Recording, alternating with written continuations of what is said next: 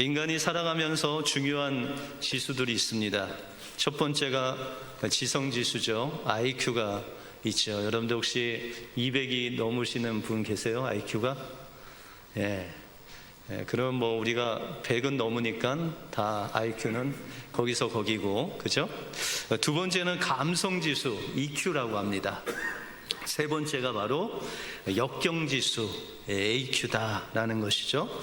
파나소닉의 창업자인 마스시타는 역경지수에 대해서 이렇게 이야기를 합니다. 나에게는 하나님께서 세 가지 역경을 주셨습니다. 첫 번째는 집이 몹시 가난해서 어릴 적부터 구두 닦기, 신문팔이를 하면서 이 고생을 통해서 세상을 살아가는 필요한 많은 경험을 쌓을 수 있도록 하셨습니다.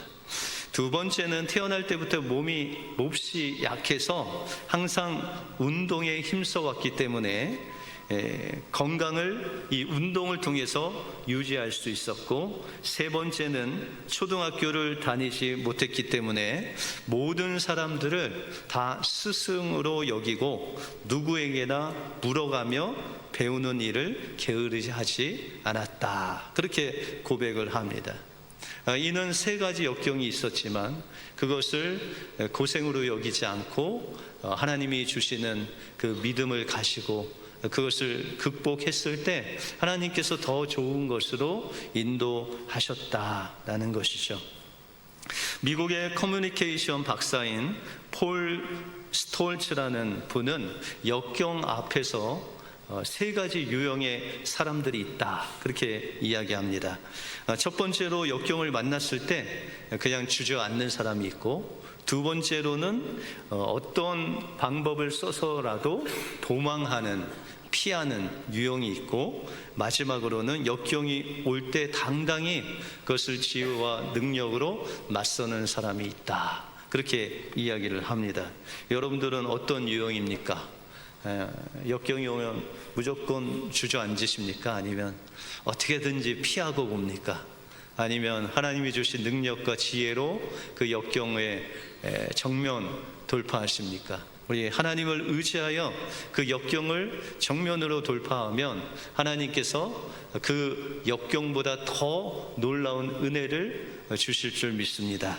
그래서 장영희 교수님은 역경에 대해서 이런 이야기를 했습니다. 하나님은 일어나는 걸 가르치기 위해서 가끔 우리를 넘어뜨리신다.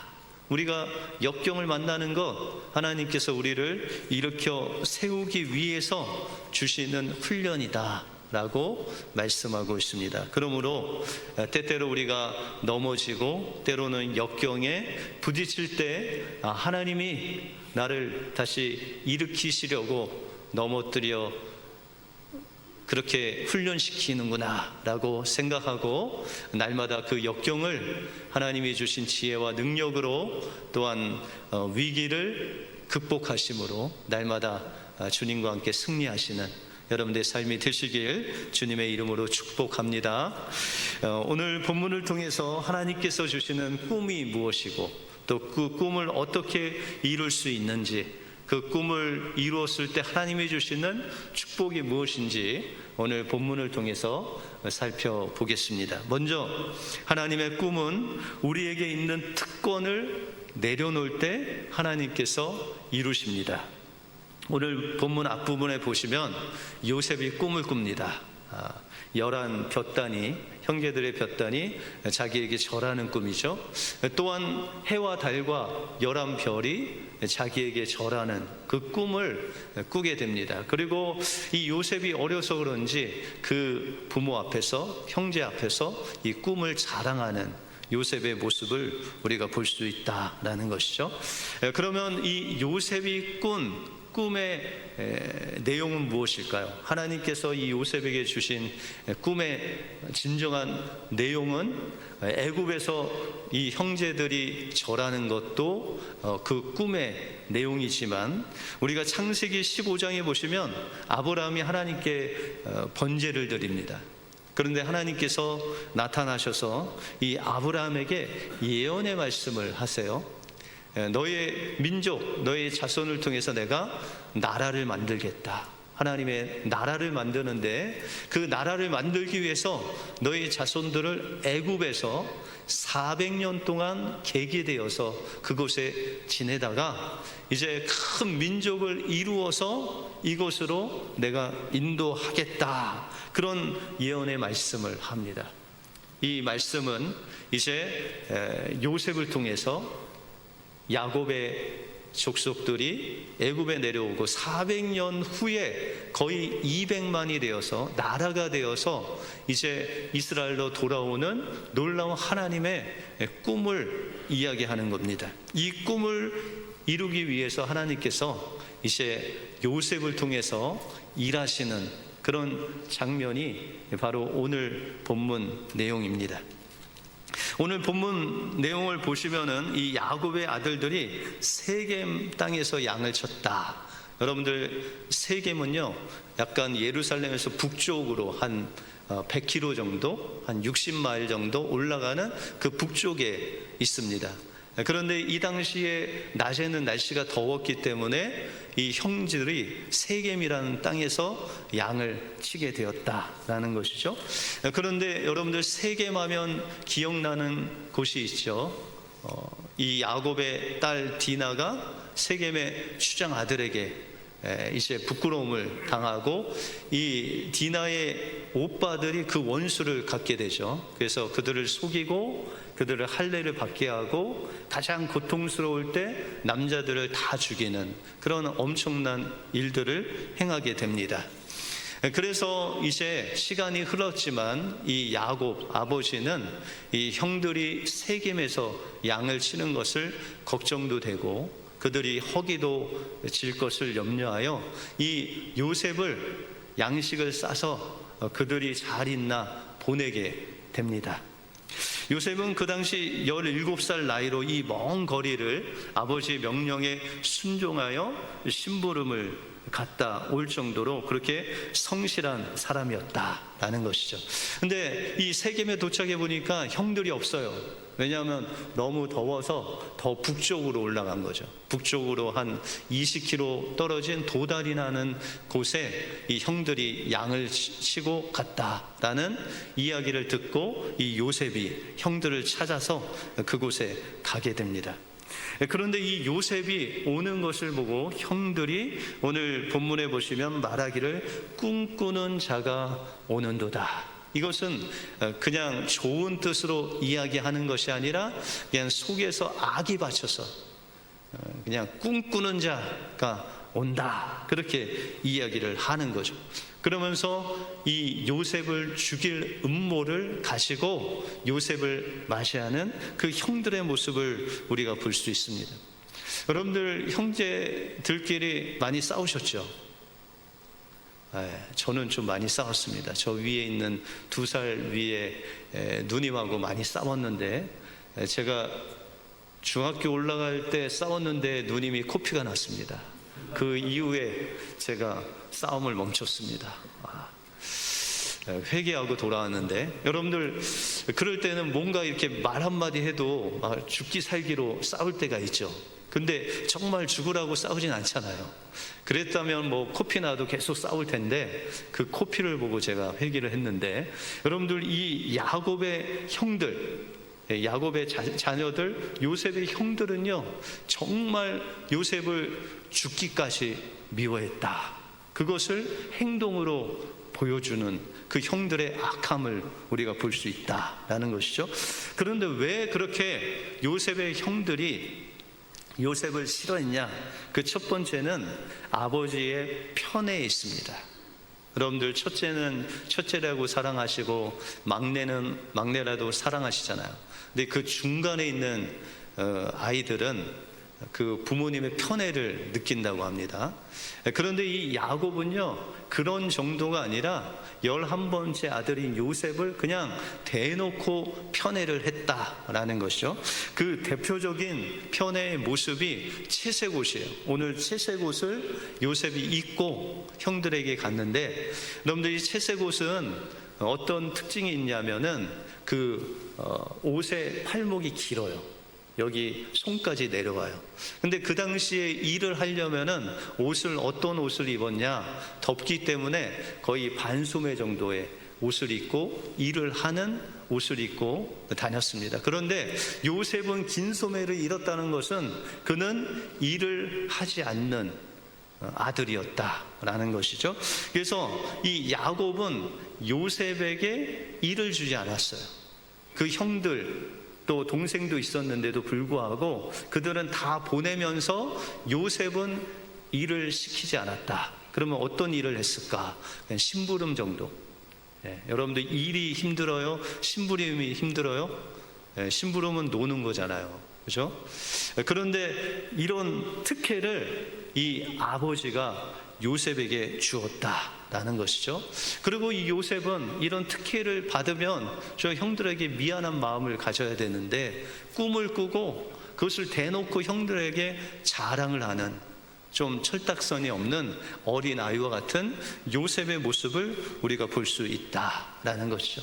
그래서 이 형들이 특별히 또 엄마도 다른 이복 형제들이라 이 요셉을 엄청나게 싫어해서 이제 그를 죽이기 위해서 구덩이에 넣게 됩니다. 이 구덩이는 그냥 1m, 2m 그냥 들어갔다 나오는 그런 구덩이가 아니라 이 당시에 물이 귀했기 때문에 그 물을 저장하기 위해서 파놓은 구덩이라서 그 높이가 한 10m 정도 됐다고 합니다. 그래서 오늘 본문에 보시면은 그 안에 물이 하나도 없었다, 기근으로. 그런데 그 형들이 요셉을 죽이기 위해서 그 구덩이에 넣었다라고 그렇게 이야기를 하고 있습니다. 여러분들, 하나님께서는 이제 이 요셉을 애굽으로 보내기를 원하십니다. 왜냐하면 창세기 15장에 하나님께서 이 야곱의 족속들을 애굽에 보내서 한 민족을 만들기 원하셨는데 하나님께서 이 요셉에게 꿈을 주셔서 요셉을 통해서 이제 애굽에 내려가게 하시고 총리가 되게 하셔서 이제 이 요셉을 통해서 하나님의 놀라운 역사를 이루시길 원하셨다라는 것이죠. 그런데 요셉이 이제 애굽에서 하나님의 놀라운 일들을 하기에는 아까 보신 것 같이 너무 철이 없고 어리고 이 험한 세상을 이길 수 있는 그런 강함이 그에게 없었다라는 것이죠. 다시 말해서 그가 세상의 쓴맛을 보지 못하고 너무 오냐오냐 이렇게 자랐다라는 것이죠. 그래서 하나님께서는 그를 훈련시키기를 원하셨다는 것이죠. 그래서 첫 번째로 그들은 이 형들에게 버림을 받음으로 인해서 그가 신뢰할 분이 오직 하나님 한 분, 내가 사람을 신뢰한 대상이 아니구나. 여러분들, 사람은 그러면 어떤 대상이에요? 신뢰의 대상이에요? 사랑의 대상이에요? 사랑의 대상이죠. 그러면 누구를 우리는 신뢰하고 살아야 돼요? 오직 하나님 한 분만 우리의 신뢰의 대상인 줄 믿습니다. 그래서 이 요셉을 통해서 하나님께서 너는 사람을 의지하지 말고 그 형들 아버지를 의지하지 말고 오직 나를 신뢰하라 라는 그 강한 믿음을 주기 위해서 구덩이에 빠지게 허락하셨다라는 것이죠. 두 번째는 오늘 23절에 보시면 요셉이 형들에게 이르매 그 형제들이 요셉의 옷 곧 그가 입은 채색 옷을 벗겼다. 그는 요셉은 그 먼 데를 가면서도 아버지가 준 그 채색 옷을 입고 그 양식을 들고 그 형들에게 찾아갔다라는 것이죠. 이 형들이 제일 꼴보기 싫은 것이 무엇일까요? 그 요셉이 입은 채색 옷, 아버지가 준 특혜의 상징인 그 채색 옷을 벗기기를 원해서 맨 처음으로 그것을 벗기고 그 모습 그대로 그냥 구덩이에 넣어 버리는 형들의 모습을 우리가 볼 수 있다라는 거죠. 여러분들, 요셉에게 있어서 채색 옷은 무엇이죠? 그의 특권이죠. 뭐 요즘 이야기로 하면 금수저. 여러분들, 우리 은혜교회 금수저가 계십니까 혹시? 제가 보기에는 다 흙수저밖에 없는 것 같은데, 저로 비롯해서. 근데 여러분들 금수저였어요. 요셉의 아버지 야곱이 부자였잖아요. 그죠? 그리고 이 야곱의 아버지 백만 있으면 그냥 자기의 삶은 그냥 아주 보장된, 미래가 보장된 그런 금수저에 채색 옷이 이제 벗겨지는, 하나님이 벗기시는 그 놀라운 역사가 시작된다라는 것이죠. 여러분들에게 있어서 채색 옷은 뭘까요? 여러분들이 하나님보다 더 소중히 여기고, 나는 이것만 있으면 내 노후가 보장된다, 뭐 이런 것들 있으세요? 여러분들 자녀, 여러분들의 노후 대책, 여러분들이 벌어놓은 물질, 뭐 이런 것들이 여러분들의 채색 옷이 될 수 있다라는 것이죠. 그런데 하나님께서는 우리에게 고난이나 역경을 통해서 그것을 내려놓기를 원하시는 하나님의 뜻이 우리에게 있다라는 것이죠. 다시 말해서 하나님께서 우리에게 주신 그 소망과 꿈을 이루기 위해서는 우리가 다른 사람을 의지해서는 안 되고, 다른 것을 신뢰하지 않고, 또한 내게 있는 특권, 내게 있는 보장된 삶, 그것을 하나님께서 내려놓고 온전히 하나님만 바라보기를 원하신다라는 것이죠. 그렇게 우리가 역경을 만났을 때 우리의 모든 특권과 우리의 그 소중한 것을 하나님께 내려놓고 나갈 때, 여러분들의 특권이 오직 하나님이 되실 때, 그때 하나님께서 여러분들을 향한 소망과 꿈을 주셔서 하나님의 방법으로 하나님이 그 꿈을 이루실 줄 믿습니다. 하나님의 꿈을 날마다 여러분들 인생 속에서 이루시는 여러분들의 삶이 되시길 주님의 이름으로 축원드립니다. 다음으로 꿈꾸는 교회는 오직 하나님을 만나 변화하는 교회입니다. 하나님은 지금 요셉을 통해서 하나님의 주신 그 꿈을 이루시기 원해요. 근데 요셉이 볼 때, 하나님이 볼 때 너무 약해요. 아버지 야곱 아래서 편애를 받고 또 사랑만 받아서 뭐 굳은 일도 안 하고 곱게 자란 철 모르는 어린 아이였다라는 것이죠. 그래서 하나님께서는 그를 이제 사람을 신뢰하지 않고 형들에게 버림을 받고 또한 채색 옷을 벗기는 그런 강력한 훈련을 통해서 하나님의 꿈을 이제 이루는 믿음의 사람으로 세우기를 원했다라는 것이죠.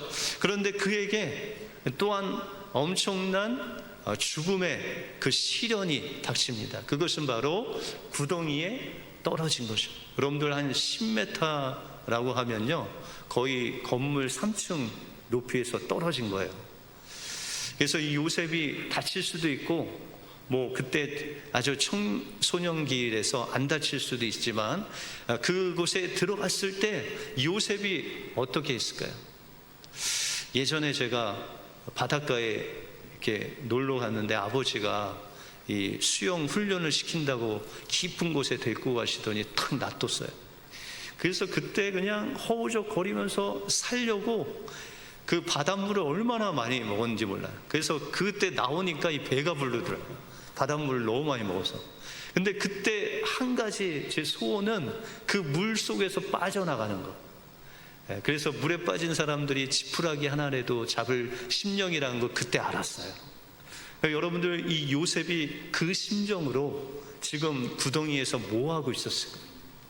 형들을 향해서요, 그가 젖먹던 힘을 다해서 그냥 형님들 나 좀 살려주세요 하라고 소리를 질렀을 거예요. 그게 뭐 한두 번 불렀겠어요? 막 통곡을 하면서 이 형들에게 살려달라고, 내가 잘못했다고, 채색옷 내가 안 입고 다니겠다고 막 소리 지르면서 통곡을 했을 거예요. 근데 이 악한 형들의 모습을 오늘 성경은 뭐라고 이야기하냐면, 그 형들은 그 동생을 그 구덩이에 빠뜨려 놓고 그들은 뭐를 했을까요? 그 형제들은 기뻐하고 춤췄어요? 그 요셉이 갖고 온 양식을 먹고 있었다. 참 악한 형들, 이런 형들이 있을까 싶을 정도로 그렇게 악한 형들이었다 라는 것이죠. 그런데 요셉이 그 형들이 밥 먹는 시간에 그토록 부르짖었는데도 불구하고 한 형들도 대답이 없었어요. 그때 요셉은 어떤 생각을 했어요? 내가 여기서 죽는구나. 그러면은 여러분들 죽는 그 순간에 이 사람들한테 물어보면 인생의 필름이 쫙 지나간대요. 그가 어렸을 때부터 지금까지 살아온 그 필름이 쫙 지나오면서 뭘 생각했을까요? 그의 아버지 야곱을 여기까지 인도한 하나님이 계시다고 했고, 또 나에게 꿈을 주신 분이 하나님이라고 하셨는데 그 하나님은 나를 살려주시지 않을까. 여러분들, 요셉이요, 이 구덩이에서 하나님을 만난 거예요. 하나님께 부르짖은 거예요.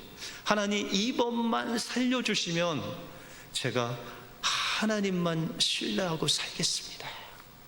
진짜 그가 예수님이 십자가를 지신 것 같이, 예수님이 십자가에서 엘리 엘리 라마 사박다니, 하나님 하나님 왜 나를 버리셨나이까, 그 절규가 이 요셉에게서 나왔다라는 것이죠.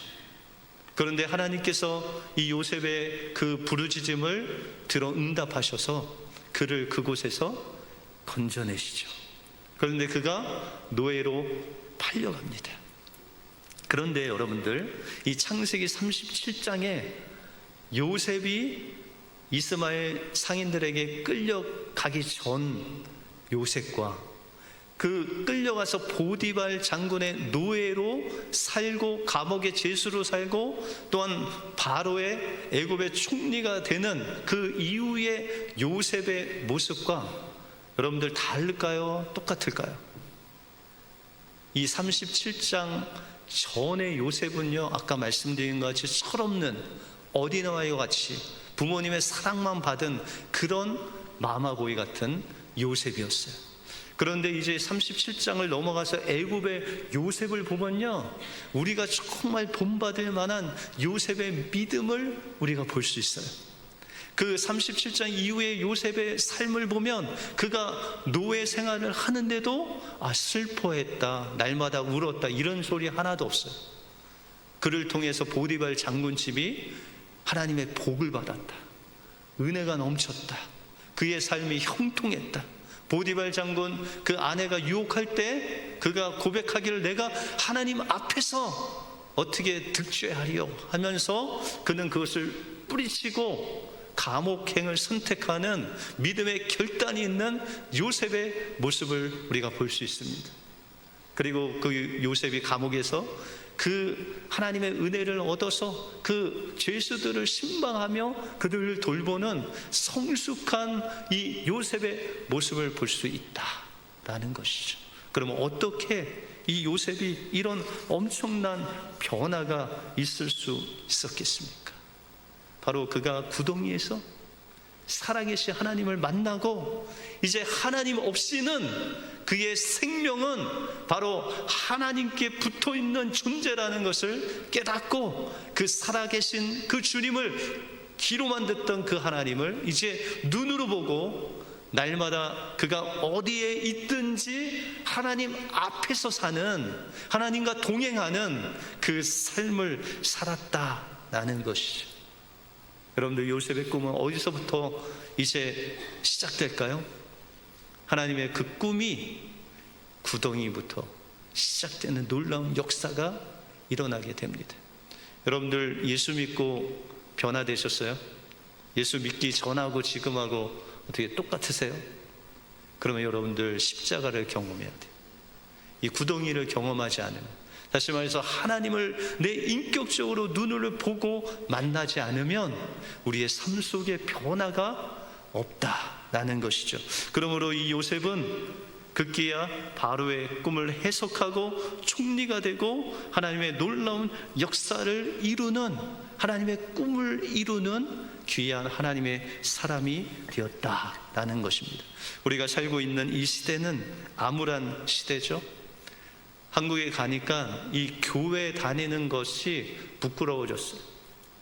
코로나 때 다 교회 다닙니다, 이런 분 한 분도 없었어요. 그 교회의 위상이 다 추락했어요. 우리가 조국을 봐도 소망이 없고, 우리가 사는 이 미국을 봐도 소망이 없는 그런 어두운 시대에 우리가 살고 있다. 그런데 하나님께서 우리에게 말씀하시기를, 나는 너에게 소망을 가지고 있다. 우리가 앞만 봐도, 또 우리 주변을 봐도, 또 내 자신을 봐도 소망이 없는 것 같은데, 하나님께서 여러분들 향해서 말씀하시기를, 하나님이 여러분들 각자에게 소망이 있다, 여러분들에게 꿈을 가지고 있다. 그러면 끝난 거 아니에요? 하나님께서 여러분들에게 소망을 갖고 여러분들 향하신 꿈이 있다고 하면, 그러면 된 거죠. 그러므로 우리는 이 꿈을 꾸어야 된다라는 것이죠. 어떤 꿈을 꾸어야 될까요? 하나님께서 주시는 이 생명을 살리는 꿈. 여러분들, 요셉을 통해서 수많은 사람들 살릴 뿐만 아니라 하나님의 나라를 세우는 놀라운 꿈이 이루어졌죠. 여러분들, 예수님께서 그 십자가를 통과하고 어떤 꿈이 이루어졌죠? 모든 인류, 지금도 주님이 오시는 그날까지 있을 그 인류가 예수 그리스도로 말미암아 구원받는 놀라운 그 꿈이 그 십자가를 통해서 이루어졌다라는 것입니다. 그러므로 하나님께서는 우리에게 꿈을 주십니다. 이 지역에 있는 죽어가는 심령들을 주님께로 인도해서 우리 남녀송교회가 300명의 기도회의 용사를 가지고 하나님 앞에 감격하고 기쁨으로 예배함으로 말미암아 이 유역에 굶주리고 목말라 하는 자들을 찾아가 하나님의 사랑을 나눠주는 꿈을 꾸어야 됩니다. 우리 어린이들과 청소년들이 그들의 꿈을 마음껏 펼칠 수 있는 그 공간을 마련해주고, 그들을 통해서 위대한 하나님의 사람들이 나오게끔 그들을 서포트하는 꿈을 꾸어야 됩니다. 단기 선교 팀을 만들어 각 나라에 파송할 때 여러분들이 두 손 들어 축복하고 기도와 눈물로 그들을 파송하는 그런 꿈을 꾸어야 된다라는 것이죠. 제가 우리 은혜교회에 왔을 때 하나님께서 꿈을 주셨어요. 어떤 꿈을 주셨냐면, 이 뉴욕의 영적인 상황을 보여주셨어요. 우상이 너무 많고, 하나님을 섬기기보다는 그 다른 신들을 섬기는 그 우상의 종류도요 엄청나게 보여주시면서 우리 은혜교회를 통해서 그 우상이 무너지고 죽어가는 그 영혼들을 주님께로 인도하는 그 꿈을 저에게 보여주셨습니다. 여러분들, 그 꿈은 누구에게 주셨을까요? 저에게만 주셨을까요? 우리 은혜교회 여러분들 한 분 한 분들에게 이 뉴욕에 있는 그 우상들이 무너지고 죽어가는 심령들을 우리 은혜교회로 인도하여 그들을 통해서 하나님의 귀한 일꾼들, 기도원의 300용사를 만드는 하나님의 꿈을 여러분들에게 주시고 계신다라는 것입니다. 때로는 그 꿈을 이루기 위해서 우리의 삶 속에 역경이 있고 어려움이 있지만, 그때마다 우리에게 있는 칠색옷을 주님 앞에 내려놓고 온전히 하나님과 하나가 되어서 주님을 바라볼 때, 하나님께서 여러분을 통해서 하나님이 주시는 그 꿈을 이루시고 많은 생명들을 살리고 세우고 보내는 하나님의 제자로 여러분들 사용해 주실 줄 믿습니다. 그 은혜가 여러분들 삶 속에 충만히 임하시길 주님의 이름으로 축원드립니다. 기도하겠습니다.